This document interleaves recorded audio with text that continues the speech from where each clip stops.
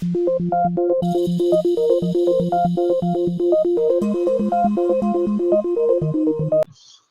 Ma'am शुरू से अभी तक तो हम इवोल्यूशन पढ़ ही रहे हैं। ये बायोलॉजिकल इवोल्यूशन बोलने का क्या मतलब है? एक्चुअली जब हमने चैप्टर स्टार्ट किया था, ठीक है, तो चैप्टर जब स्टार्ट किया था तो आप वहां पे क्या पढ़ रहे थे? केमिकल इवोल्यूशन भी पढ़ा था आपने, मिलर्स एक्सपेरिमेंट आपने पढ़ा। उसको हम बायोलॉजिकल इवोल्यूशन नहीं बोलेंगे, ठीक है। लेकिन जब हम यहाँ पे बायोलॉजिकल इवोल्यूशन पढ़ रहे हैं, बोलने का मतलब है कि आपको जो यहाँ पे स्टडी और पढ़ाई करनी है वो सिर्फ आप इवोल्यूशन पढ़ेंगे लिविंग ऑर्गेनिजम्स के बारे में, ठीक है। तो एक केस यहाँ पे आपको बताया गया है, उसको हम लोग एक फोटो के हेल्प से करते हैं।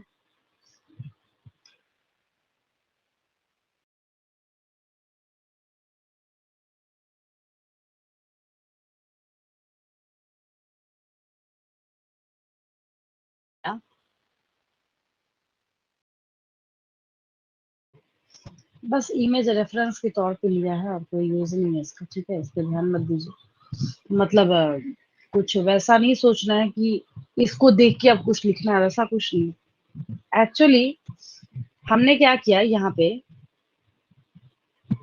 अगर हम इसको वापस उसी तरीके से केस ए बोलते हैं और इसको हम लोग अगर केस बी बोलते हैं, ठीक है, तो केस ए और केस बी में, मतलब पेट्री डिश ए और पेट्री डिश बी में हमने दो माइक्रोब्स ग्रो किया है। हमने क्या किया, पता लगाया दोनों सेम ही बैक्टीरिया की कॉलोनीज है, फर्क क्या है सो देखिए। हमें पता चल गया कि ए बैक्टीरिया की जो कॉलोनी है ना, उसको अगर हम एम्पीसिलिन वाले मीडियम में डालेंगे तो उसकी डेथ हो जाएगी।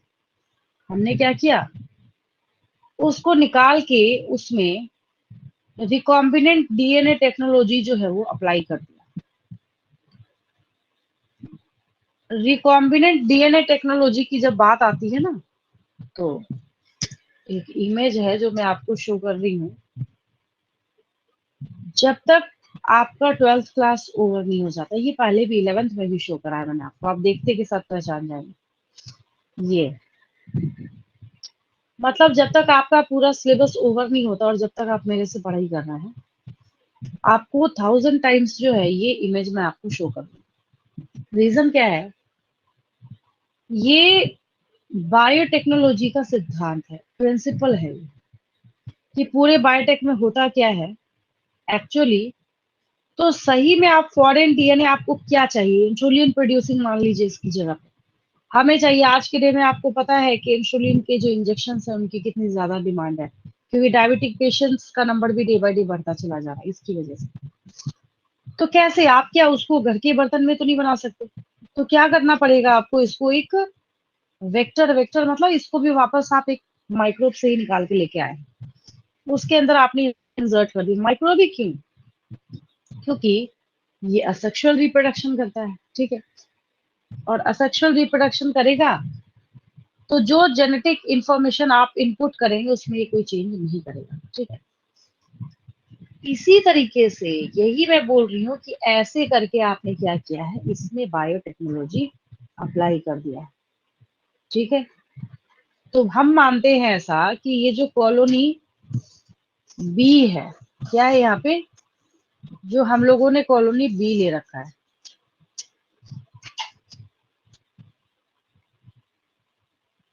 ये, तो हम ऐसा सोचते हैं कि इसमें हमने क्या किया है, बी में हमने बायोटेक अप्लाई कर रखा है, ठीक है।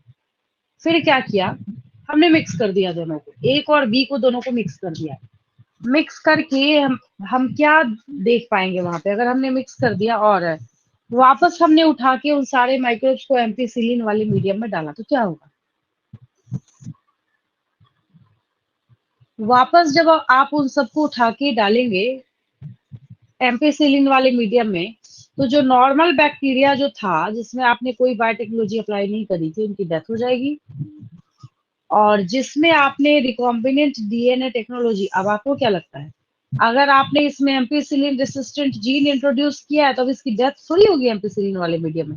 नहीं होगी, ये मजे से सरवाइव करेगा, लेकिन इसके साथ साथ अगर एक दूसरा नॉर्मल बैक्टीरिया है तो, जिसमें आपने बायोटेक अप्लाई नहीं किया, तो उसकी डेथ हो जाएगी, वो वहां पे सरवाइव नहीं कर पाएगा। तो यहाँ पे केस स्टडी आपको बताया जाता है कि जो यहाँ पे ऑर्गेनिज्म है, तो इसका जो बेटर सर्वाइवल है, जैसे हम यहाँ पे बोलते हैं कि यहाँ पे बेटर सर्वाइवल किसका है, बी का है। क्यों है बेटर सर्वाइवल बी का? तो बी का बेटर सर्वाइवल इसलिए है नए कंडीशंस में, क्योंकि आपने इसको बनाया ऐसा इस तरीके का कि ये न्यू कंडीशन में भी खुद को सरवाइव करा सके। और हाँ, एक और चीज है, नए कंडीशन में खुद को सरवाइव कराता कराता कराता कराता एक टाइम ऐसा भी आएगा जब ये क्या करेगा, नई स्पीशीज को फॉर्म करने का काम करेगा। मतलब ये अपने खुद के पेरेंटल पॉपुलेशन से टोटली डिफरेंट हो जाएगा। तब हम लोग बोलेंगे कि क्या हो गया, एक न्यू स्पीशीज का यहाँ पे फॉर्मेशन हो गया। ठीक है। और माइक्रोब्स के केस में तो आपको पता है विद इन फ्यू डेज जो है ये सारे चेंजेस हो जाते हैं। ठीक है। तो ये आपके पास छोटा सा एग्जांपल था बायोलॉजिकल इवोल्यूशन का। हाँ, जो आपका थ्योरी ऑफ नेचुरल सिलेक्शन है, नेचुरल सिलेक्शन का कॉन्सेप्ट है, डार्विन का कॉन्सेप्ट है, टोटल या लेमार का कॉन्सेप्ट है, वो सब किसके अंदर आता है? वो सब इस बायोलॉजिकल इवोल्यूशन के ही अंदर आता है, क्योंकि उन्होंने जो पूरा कॉन्सेप्ट इवोल्यूशन का बताया है, वो क्या है, सबका सब लिविंग ऑर्गेनिज्म के इवोल्यूशन के बारे में ही बोला है। वो किसी केमिकल को या केमिकल के ऊपर एक्सपेरिमेंट करके एमिनो एसिड प्रोटीन लिपिड बना के कुछ प्रूफ नहीं कर रहे थे। इसलिए यहाँ तक क्लियर है बिल्कुल।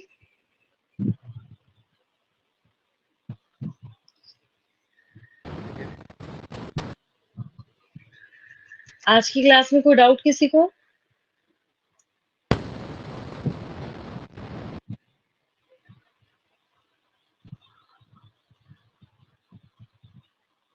चलिए, इसके बाद कोई अगर डाउट होगा तो मेरे से पूछ लेंगे नेक्स्ट क्लास में।